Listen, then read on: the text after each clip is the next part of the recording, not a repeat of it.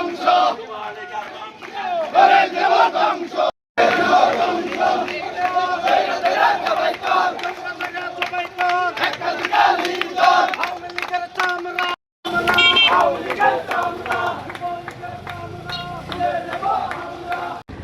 বিপ্লবী আহ্বায়ক জনাব মোহাম্মদ আব্দুল সবুর ছাত্রলীগের বংশ বাংলাদেশ জাতীয়বাদী শাসক দলের ছাত্রদের বিগত সরকারের আমলে, বিগত ফ্যাসিস্টের আমলে, শেখ হাসিনার আমলে এখানে দাঁড়িয়ে বলেছিল সংকট আসছে, শান্তিতে ব্যবসা বাণিজ্য করছেন, শান্তিতে ঘোরাফেরা করছেন, তাতেও আমরা আপনাদেরকে কিছু বলছি না।